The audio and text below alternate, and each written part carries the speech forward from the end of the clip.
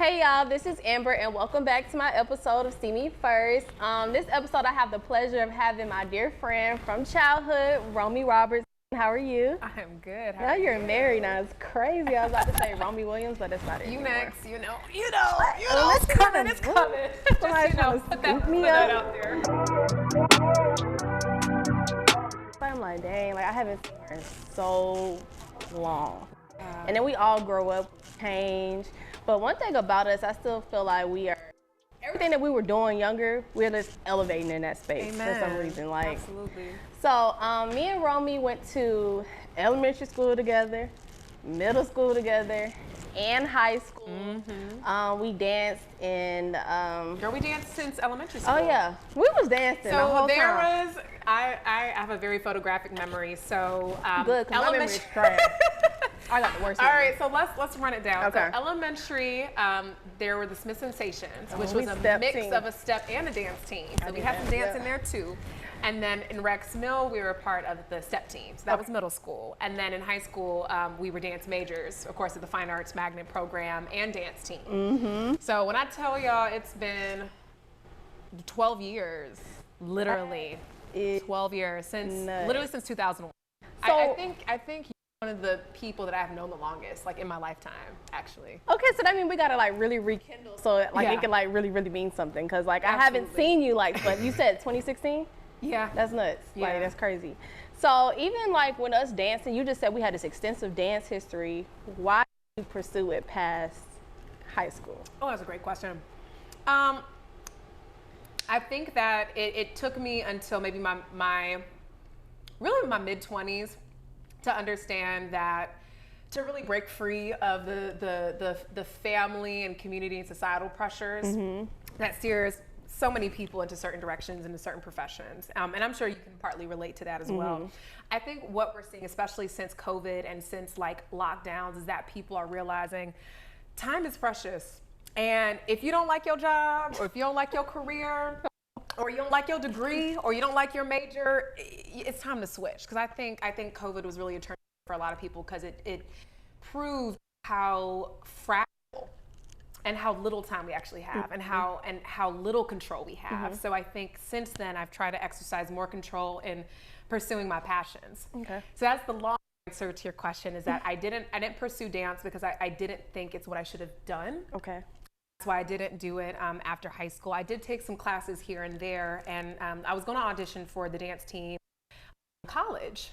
And which college did you go to? So I went to NYU. Okay. And they had a dance team that would perform during the basketball season. Okay. So they'll perform at the basketball games, and very traditional, like basketball style dance. Kind of like NBA professional. Kind of like the NBA, yeah, but a little bit more technical. So like that NYU dance team, did all the kind of technical contemporary jazz type of dance style. And I remember it was my first semester of my freshman year at NYU. And I had signed up, went to information sessions, and I was going to audition. But I had a conference to go to that weekend, so I missed the auditions. And then after that, momentum just lost. Yeah. I never really got back into dancing. I did take a few dance classes here and there for fun, like when I moved to Miami after I graduated from college. I took some dance classes with a friend down there, and I remember the instructor, it was a hip hop class down in Miami. And the instructor, towards the end, he would call certain people to come on the floor to do the competition. And like called me, he was like, ma'am, like you come on. And by that time, it was at least 3 or 4 years since I had a technical dance class. So to be in that hip hop class and to be called out on the floor to do the combination for his videos, I was like, wait a minute, I still got it. Right. I'm sure that gave you like a sense of like, I'm that girl still. It did, and even more than that, even more than the confidence it gave me, it really reminded me of this love that I had for dance and performance. To this day, I still don't know if I've really learned how to incorporate that into my life, into my lifestyle. I think in some ways, posting on social media has been a form of that. So like that passion has been transferred into content creation. And making videos, photos. Like I've gotten really big into photography over the past few years, especially when you're traveling, like you're seeing all of these beautiful sights and you're like, how can I capture this? How can I capture the people in a way that'll live forever? And I think photography, videography has done that. And I'm my personality, I'm a natural educator. So I think another reason why I'm big into just posting on social media and building a community is to inform people and to educate. And yeah, I think as time goes on, I want to figure out how to bring back the performance because I miss it. I miss the dancing, I miss the acting, I miss having an audience, you know? Wow. Well, one, to stay on what you just said, I remember watching a video on your Instagram and you were taking, I don't even want to say what you were taking because I don't remember, but it was, you were, of course, traveling. You were somewhere, you were taking this, it wasn't salsa, what was it called? You know what I'm talking about? Oh, it was, was it blanking on me? Samba. Yeah.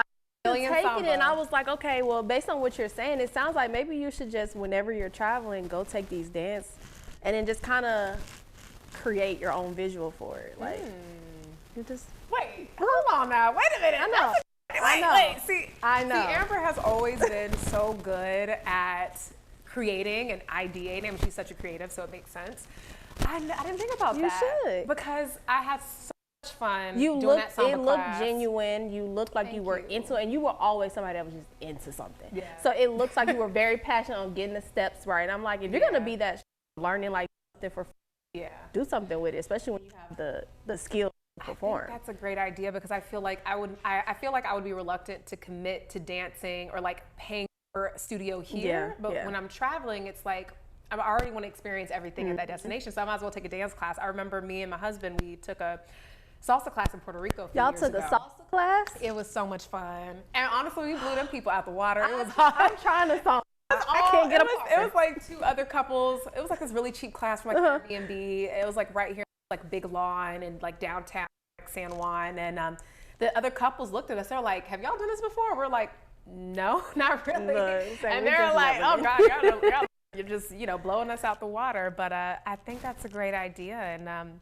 yeah, I'm gonna walk away from this conversation and I'm gonna dance class even better in that particular style of that culture. And that will be lit. Just let me know. I can't wait to see Girl, that. yes, I'm gonna send you videos after each. I'm like, Amber, you inspired me. That's Here's the video. I'm so excited for that. And then in addition, I was gonna say, growing up, because you were just like, I forgot what you said already. My memory is so bad, it's crazy. Right. But I know what I'm talking about. So basically, when you were growing up, you were always just, we were talking about not being shy. You were always just, I'm here front and center. And I remember it was the Annie musical. And I wanted to act so bad, but I'm so shy. I never auditioned, but you went and auditioned and you got Annie. I said, now all I had to do was just go out there and try. And I never tried. And then even when it came to like just public speaking, you just always had been someone who was just like, I'm not afraid to use my voice or my talent or my skill.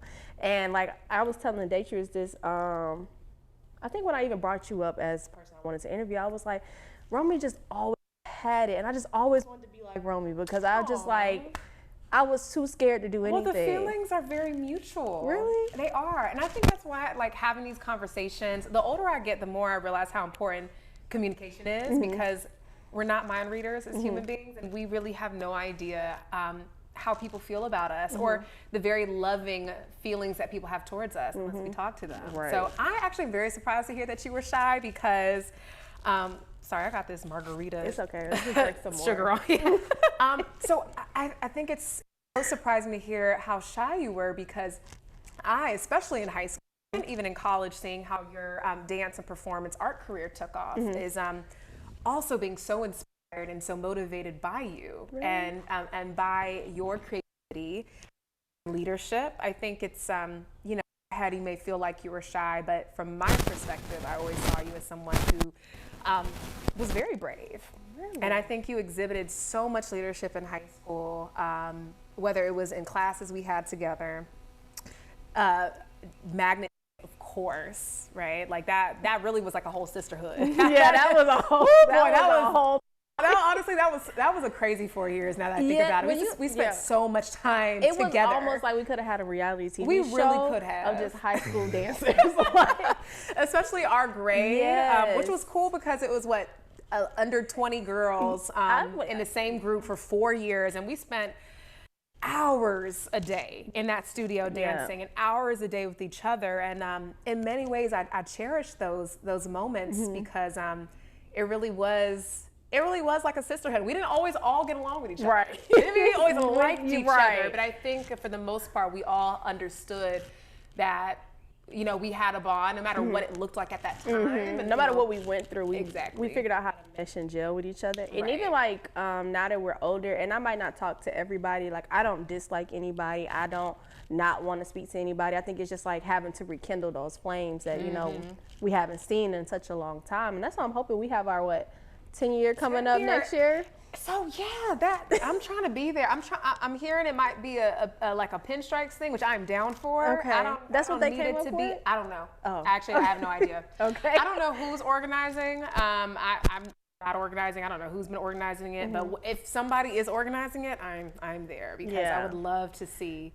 Our class, and I was telling Dacious, our class has a whole lot of diversity. Yeah. Like you know, when we compare different classes and like what people are doing now, our class is literally just outreaching and just going towards our goals. And it's just so great to see because even if we had our magnet program, even if you didn't take theater, you still found a way to put yourself in that platform or that space. If you didn't take dance, I see people like literally taking these master dance classes. I'm like, I would have never thought this would be something you were interested in, but you know, as you get older, things change, like we said, and you just grow a new passion and love for what you have going on. But that was crazy. Our childhood was pretty interesting. Hey, that's crazy. It's a long time. Really is one of the people I've known the longest. Yeah. Like we've really have lived a lifetime together. And I think about it. Have. That's so profound. It's scary. Yeah. What? A whole lifetime. I'm just glad that we're doing great in life right now. I'm so glad. So right now, currently, can you kind of give the audience a little blurb of what you're working on? Like, what's your niche? What is? Sure. Yeah. So I'll look at the camera now. So my name again is Romie Robertson. I am a traveler. I'm an educator, and kind of the little spiel I give people is that I'm a traveler educator. Being an educator is so kind of central to my personality because I'm really passionate about justice. I think the more we learn, the more it brings us together. And that really is kind of the impetus behind my passion for traveling. And then I'm just into traveling because, it's so much fun.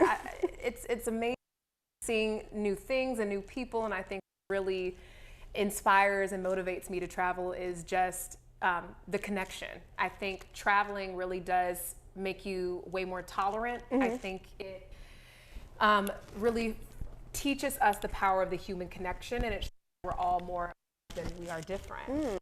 In so many ways, just the joy that I experience when I get those moments of connection is really, it's dopamine, it's a drug. And you ask any big traveler, they're gonna tell you the same thing. It is very addictive. So once you really get into it, then it's like, all right, I can't stop. So I try to travel as much as I can. I'm not a full-time traveler. I don't want to be. I enjoy having home. That's interesting, because I would have taken you as a full-time traveler. No, so there are some people that do not have a home. Like they do not have a place where they can go to where their things are. Okay.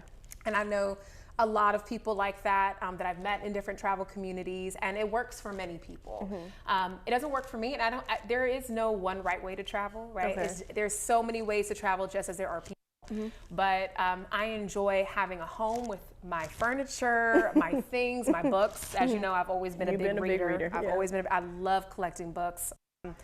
I have a dog, so that also really anchors me. And I think for me personally, having an anchor makes me more appreciative when I do travel, right? And then when I do travel, it makes me appreciate home even more because I have a home to come back to. And I have a space that remains consistent when travel is inherently inconsistent. It's inherently new constantly. It's all these stimuli, just constantly coming at you. And I don't know how the full-time travelers do it. I don't know either. I don't even know how like the part-time travelers do it. Like I think I'm just now getting used to just doing things spur of the moment, no plan, like just going. So it's hard to relate to your lifestyle as far as I'm always on the go because I'm stressed all the time. It will stress me out. Yeah. And I would love to travel. I think for me, it has to come in pieces and bite-sized pieces. So like you said, I can build my tolerance up. Right. And so, but you did mention that you were married. How does being married and traveling become full circle for you? I think that for many long-term partners, either both partners just travel together or the partner who doesn't travel as often is just, so accepting of the other partner's desire to be on the move so often that they figure out what works for them. Mm-hmm. Now for us, we travel together. Mm-hmm. So that is my travel buddy. Shout out to Abraham. He is here in the studio today. In so many ways it brings us so much closer. Mm-hmm. Because like we kind of said with the whole magnet dance, you're with this person in many ways almost constantly. Mm-hmm. And you naturally are going to have to jump through a lot of hurdles because things come up. Not everything goes according to plan, and there's a lot of problem solving and conflict resolution. I mean, that's marriage in general. Right. It don't matter if you stay at the house all the time. Right. Conflict resolution, that's everything. Friendship, family ties is basically conflict resolution, which is something, without going too much on a tangent, that I'm starting to realize the importance of because I have been very conflict averse and have been trying to avoid conflict. That is my life. Mm-hmm. But it ends up being a bad situation for everybody. Right. And anyways, we could talk about that later.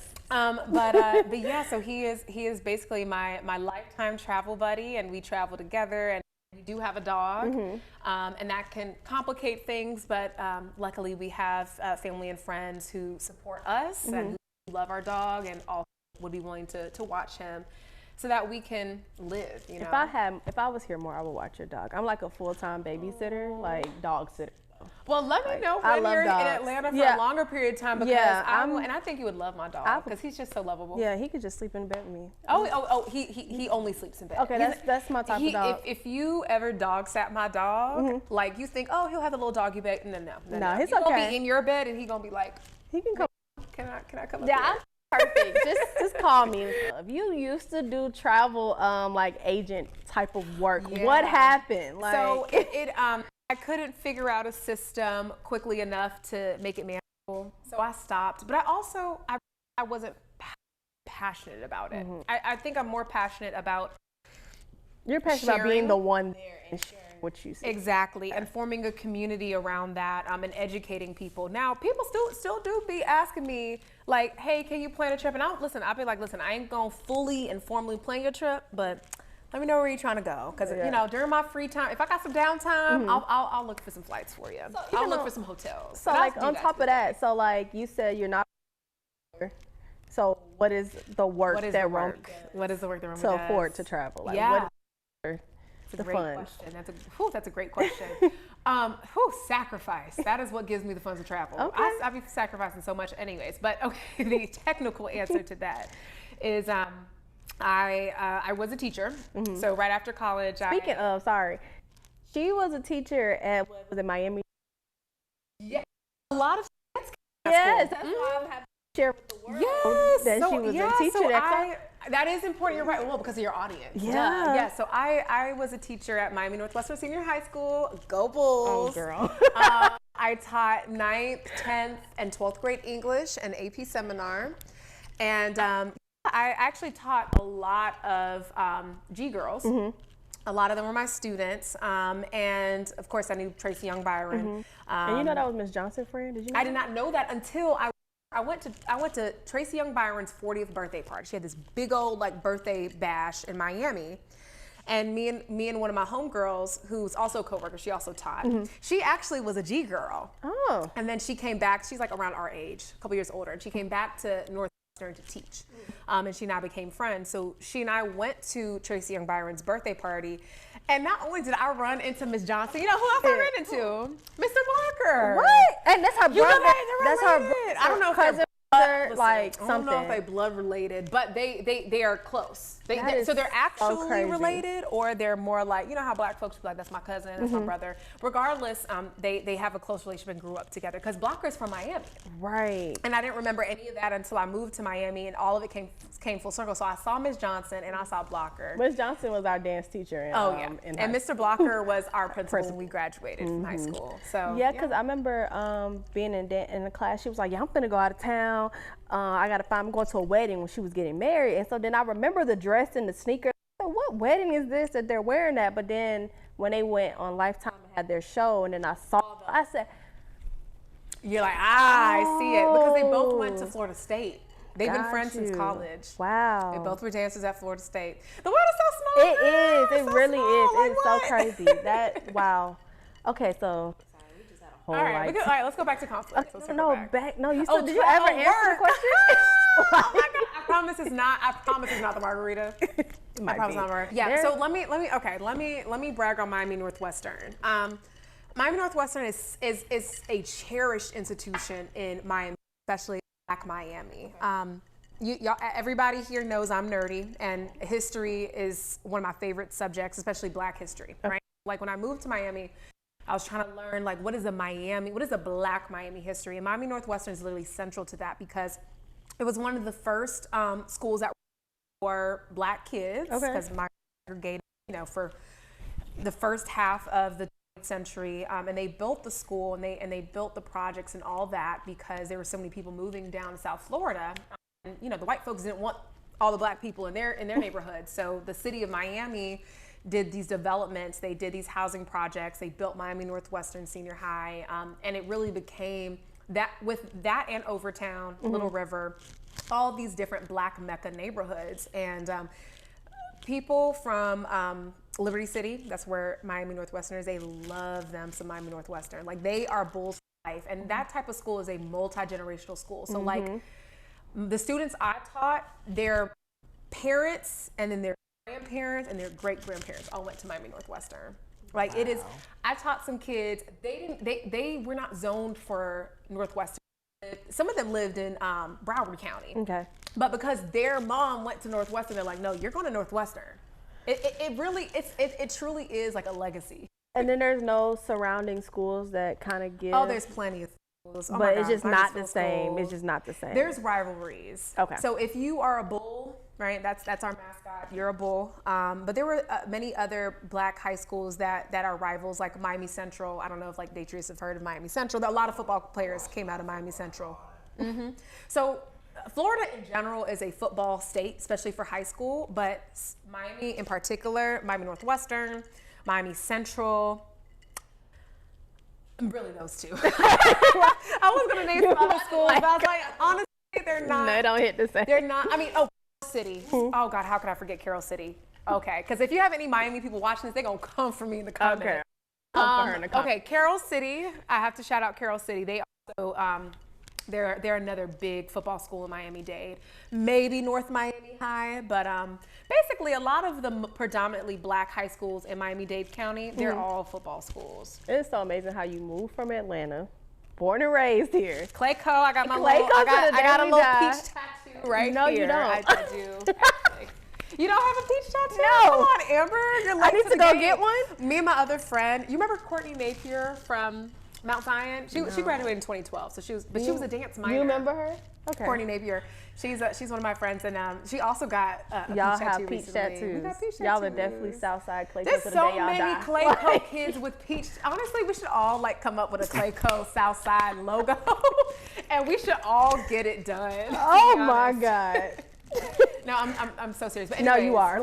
Okay, so continue. If it's cute, I would join in okay, the way. All right. We'll but no, okay, yeah, I don't know where I was headed with that, but that was so much great information. You're saying okay, so I was a teacher, and I a lot while I was a teacher because I had a lot of time off because of the calendar. Okay. But it was budget travel because teachers don't make a lot of money. I for sure did not make a lot of money as a second year teacher in Miami.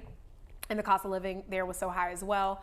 And then after I left teaching, I did grad school full time for a year. Didn't travel much then because it was the pandemic. Before you even go on, you went and got all this education. What was the grad school degree? It was an education policy. To not use it, right? Yeah. Okay, go ahead. Yeah, basically. Yeah, that's part of the story. Okay, I'm like, to not use it, right? And that goes back to what we said towards the beginning of this conversation about pursuing what it is you like to do, whether it's the respectable thing. Right. And like, I think the education I received, like honestly, if I would have just listened to myself, I could have had a much bigger platform by now. But no, I thought I had to go to grad school and like pursue formal education and be a formal educator. That's all right. No. Just trust me, Amber. I'm going back. I'm here with you. Trust me. I know I have an anchor. I'm going back to it. I know you got it. I got it.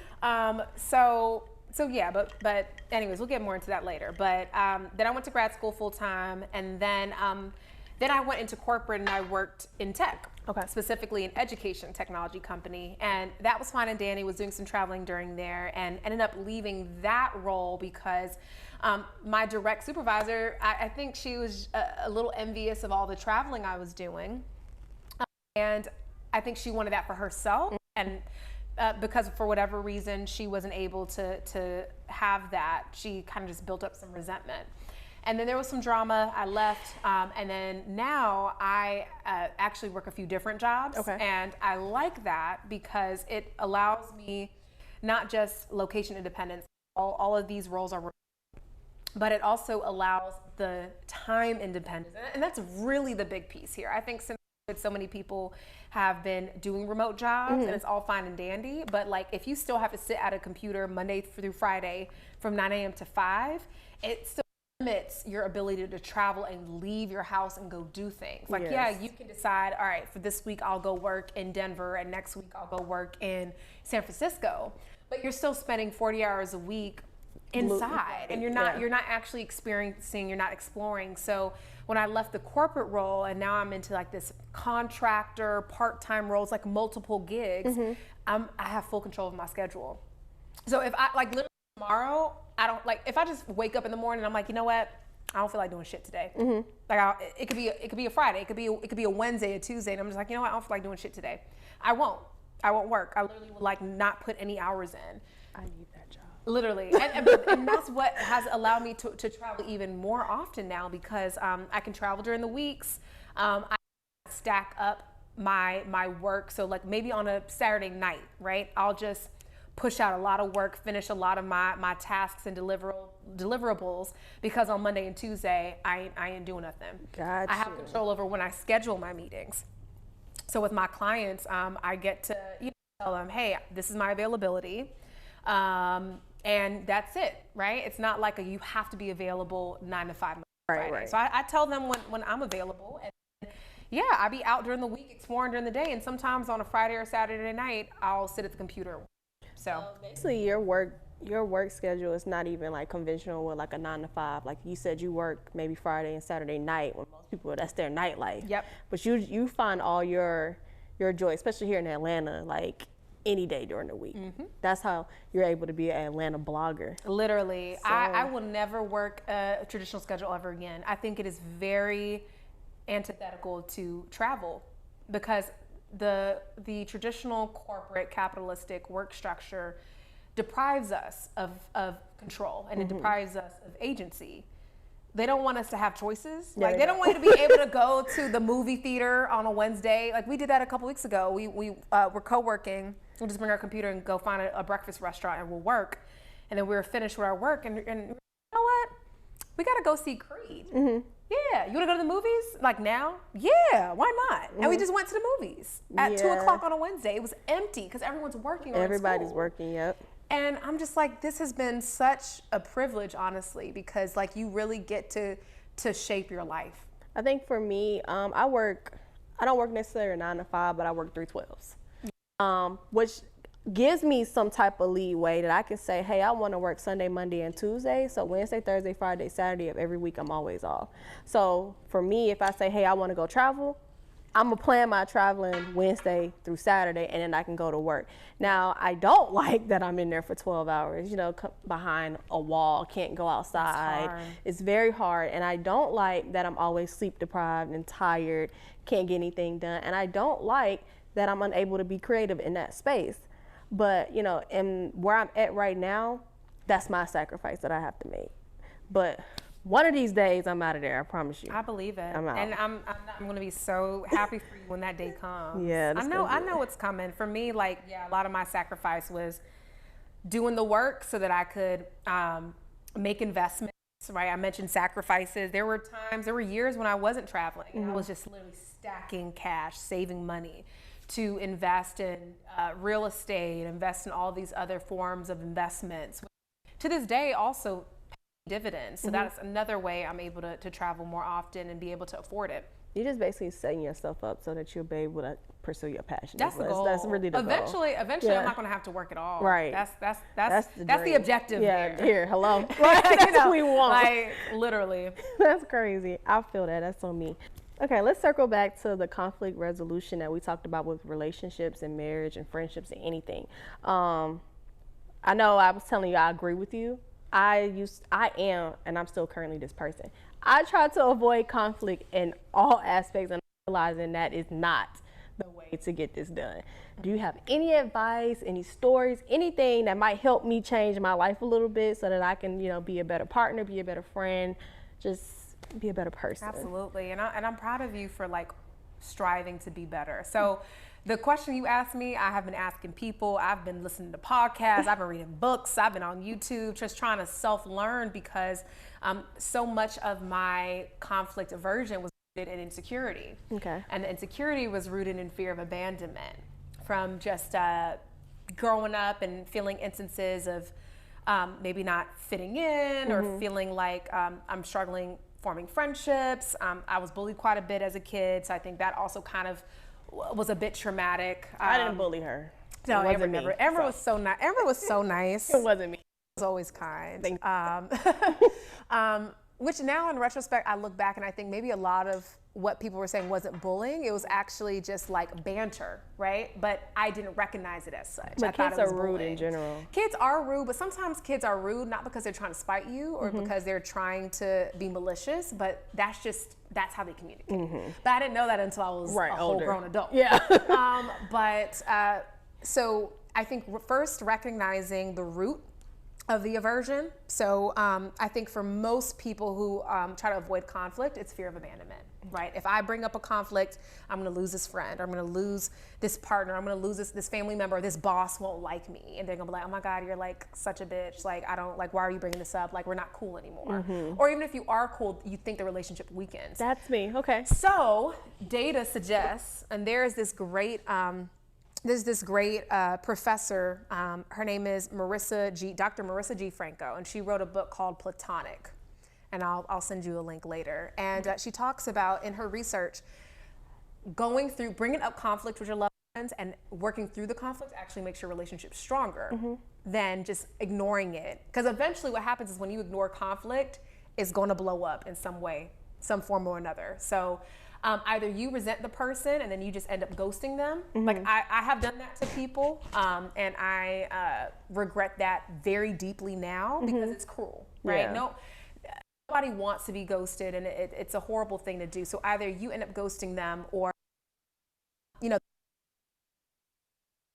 the relationship will crumble if conflict is not addressed and kind of sought after. So something else I read that really helped me with my journey is that when you ignore conflict or you just pretend that you're okay, mm-hmm. you don't allow your loved one to be able to see the real you, and they can't properly love you because you're not giving them the opportunity to see who Amber is. And part of showing them who Amber is saying, hey, I'm bringing this up to you because I value our friendship, or I value our business relationship, or hey, I value our love. Mm-hmm. So I'm saying this because I care about you and I care about us. So I feel bothered, or I feel ignored when you do X, Y, Z. And that is a great way to start that conversation. And then so after you say like, hey, I feel bothered when you do this, and I want to let you know, I would love to hear more about how you feel about this situation. Because then now, instead of them feeling like, oh, Amber's attacking me and it's going to be an argument, you the floor to their opinion and their perspectives, and then conversation instead of the main key to that is accepting their opinions and their conversation. Boom. Because you can't always be one side in how you feel. There's always two partners in this, whatever, friendship, relationship, anything. And I think for me, I struggle with accepting the opinion because I feel like you're trying to overshadow what I'm saying, rather than me just accepting, hey, you might not have even recognized that this is what I'm trying to say to you, but I'm telling you now. And before I told you, this is what you were thinking. This is what you were feeling. So I have to, in my head, I got to go back and like slow down because I'm moving like this and I'm already like ready to just fix it. Yeah, you ready, yeah. Yeah, and I have to slow down and just allow people to catch up to something that maybe had been sitting in my brain for about a month that I never gave you the opportunity to even fix. So that's crazy. I just got like a whole counseling session. So when you mentioned, like, I feel like giving somebody the mic to share how they feel would like try to overshadow mine. I think a lot of people feel that way. Something that helps me is thinking like both of our reality and like our opinions and our point of views can just exist. They don't have to compete. Like one doesn't have to be, this is the right way of seeing things. Like, oh, I'm right and you're wrong, and I'm trying to convince you to agree with me. So honestly, the best conversations is where like you don't try to agree. You just be like, this is how I feel. Tell me how you feel, and that's it. Like there's no competition, there's no right or wrong. It just is. It just needs to be said. Yeah, they just exist. Just put their thoughts out there. That is I'm gonna practice that, and I'll let you know how it goes. Like, no, I'm gonna have to try that one because I think everybody's always searching for an answer, an ending, a like completion, something to feel like it was resolved. And sometimes you don't need it. You won't always come to a conclusion in life. You just won't always come to a conclusion. And like marriage has taught me that a lot, and that's why I think now I had no choice. I think being married and having this life partner, this full-time roommate, all of this really does force you into conflict resolution because it's really you have a choice. Right. And now I'm able to be a better friend. I'm able to be a better family member because I've matured in communication and I've matured in conflict resolution. And sometimes I wish I can go back in time and, kind of fix all the things that weren't the most gracious thing to do. I think sometimes all you can do is just moving forward, try to make the right decision every time. Yeah, and then maybe hopefully the people that, we've had run-ins that watch this and they're like, oh, she's different now. Maybe, reach out. Hopefully. It's funny you say that though, because you know how people say like your brain finally hardens at like 25? I like honestly, Romie 25, like if you knew me before I was 25 years old, that person don't exist no more. Like I'm so different. And I love that for me. I think getting older and maturing has just been such a great journey. And I've heard from a lot of other people, like really, like your mid to late 20s is when just things just snap and it's like, yeah, I'm a different person. Do you feel like traveling like helped push you into molding you into that person that you are now? Absolutely. It shows you how small you are in the world, and it's made me just calm down in interesting ways. Like I think a lot of people's source of like anxiety, stress, depression, anger is just thinking we're the main character. And travel shows you that you're the main character, you're just a piece of the puzzle, right? A piece of the fabric. And you realize like it isn't all about you, then you just become a more understanding person. And you also are like more kind to yourself. I think part of my maturity has been being kind to myself and more accepting of myself. Okay, so I need to go try. Tell me about, we were before we started recording, we were talking about your experience as a dancer, as a collegiate dancer. So I would love to hear more about that. If you're comfortable sharing with the audience. Yeah, I mean, which part do you kind of want to know? Do you want to know about like what it felt like performing, what it felt like mentally? Like where do you? Let's start mentally, because we've been talking about mental stuff this whole time. Well, for me, let's see. Well, when I went into college, I had posted this one video, and I think Corey was the one who recorded it, but like y'all were all in the room, in the dance room downstairs in the PE room, and I did this like 4/8 count video, like, cause I was gonna use it for my audition stuff. And so I recorded it, I posted it on Instagram, and it just went up. And then like the ASU Stingette page reposted it. They were like, oh, well, the Georgia girls are coming. Are you ready? I'm like, oh, now I got to live up to this. Like, so I get there, and I'm like, there's this other girl in the room. She's more technical than me from West Berry. I'm like, dang. Because, you know, Westlake was always a big competition for us in high school. Anyway, they were just really good. I'm like, oh my God. So I'm in there trying to like battle with myself and battle with her at the same time. But, you know, luckily we had made the team together. So freshman and sophomore year, I always felt like I was under a shadow. And because we did go to school with Asia as well. I figured when you mentioned shadow, I was like, I figured Asia was a part of that shadow. Yeah, and it wasn't her. I don't think it wasn't her trying to make us have a casted shadow, but it was just geographical. Right. And it really kind of weighed on me a lot because I'm like, I'm never going to be her. We don't dance alike. We don't act alike. Like, let me be me. Let me live how I want to live. Let me dance how I want to dance. If I don't feel like dancing today, that's just what it is. You know what I'm saying? But let me be. And I just felt like I was battling with that my freshman and sophomore year. And then coming into my junior year, I just felt like I was more deserving of things I didn't get. And I'm also talking about captain, not because Tay, who got it, didn't deserve it. I think she's amazing. I think she did great as a captain. I think she had all the qualities to be one, but I was just like, why do you work hard? And especially when we had a 3-year rule, why did I work hard to not get it? And I'm not supposed to be coming back next year. So I've joined this team to not even reach my goal of becoming a captain. That was your goal from the beginning. From the beginning. Like, if I'm going to go, we're going to go. We're going to go there, and I'm going to, like, take it all the way there. So I think that whole year, I just felt so defeated. And then, like, things happened, and I didn't even dance for real half of the season. But I was blessed to come back for my captain year the next year. And how did that happen? They just basically granted me a 4th year. And so, obviously, they saw something in me that I didn't know that they were seeing in me. But I'm like, dang, can you at least tell me? Like, so I wouldn't be sad all 20, but it's not, you know, you're not supposed to, but I feel like it really influenced the way I perform and the way I was present, because I really wasn't present sometimes. But by the time I became captain, I think I burned out. I mean, I already done 4 years here. I'm just now trying to stay afloat because I don't know what else to do. I'm not a part of really any other organizations on campus because I spent all my time in the band room. I don't go out like that because my mama sheltered me growing up. She wouldn't let me go nowhere. So really, I don't want to go nowhere. Stingettes was your college experience. It was my so college you probably experience. felt like one-dimensional. Yes. Because you really didn't venture out to other parts of that experience. I did not have anything else. So it was like, I'm here, I have a job to do, but at the same time, like, dang, what would it have been like if I was to experience more?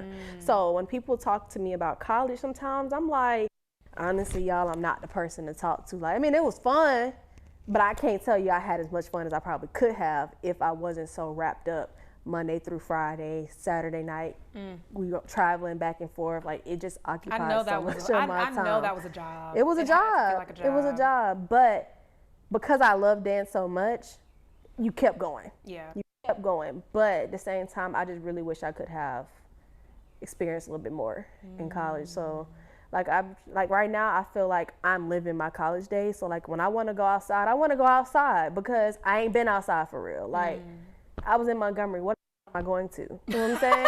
Like Montgomery in Atlanta, night and day. Right, night and day. Like I want to go outside. Like I want to do things that I didn't get to do. So I'm 27 trying to be outside right now. And girl, that's okay. Honestly, being outside at 27, I feel like it's better than being 20 and being outside. Because one, you got money, you got maturity, you got sense. Like, no 20-year-old has sense, let's be honest. I will say, though, it probably saved me from probably a lot of stuff I could have gotten into in my college days or anything that could have happened to me. That's why sometimes I'm like, you know, I might not have got to be able to experience this, but my time is coming and it's going to come right when it's supposed to come. Because now it's kind of reversed because a lot of people who were doing a lot in college are now not. So it's just, you know, it's just different timing. And you get to do your own thing. So, so I guess the management of the Stingettes, did they invite you into your 4th year? And like when they invited you as a 4th year, did they also say we would like for you to be captain? How did that whole captain thing work out? So basically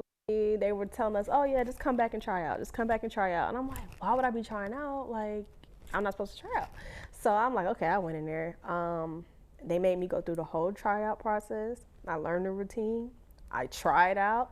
I made the final number, and then at the end, they were like, and your captain is going to be Amber. And I just cried. I just cried my life away. Amber alert. Like, Amber alert. I just cried my life away. I was like, y'all just put me off to this emotional stress. But it worked out, and I feel like I did a great job with the girls that I did get to bring in. And I notice now how important I was, because I still call asking to help anything. I mean, you trust me, one. Two, you trust me just as a person. You trust my ability to create or be in some type of leadership form. And honestly, you just see something in me that I didn't even see in myself. But that's really it. I mean, I love my experience. I have no bad things to say about it. And if I do, I can't remember them anyway. But I just wish I just was outside more. I do. But made us so proud with your entire Sting It career. You really did. You made us all of us just so proud. All the Claycon. All the whole South Side. The whole South Side. Whole South Side. That's how the South Side rolls. That's how we do. We gonna keep supporting each other. I love it. Well, we're getting basically wrap this up. I do want you to just share with the audience where they could kind of find you at, because I know you have a blog. Are you still using it? The site is still active. No, but I'm transitioning to YouTube. So okay. That's why. But there's still a lot of great blogs. Okay. So I am most active on Instagram. My handle is @roaming_with_Romie. I'm sure Amber will probably include in the description or something. I am also on YouTube, also Roaming with Romie, and just trying to build that. So please subscribe on YouTube. Please follow me on Instagram. I do have a blog with just a bunch of information about different places I've been, itineraries, and that website is roamingwiththerobertsons.com. Check that out. And so you got an ebook. Oh, we do have an ebook. Oh my God, Amber. Come on. So my husband wrote this amazing ebook just about some really life-changing, but really that allowed us to know more often. So that ebook, I think $11. I think it was $9.99. It's $11.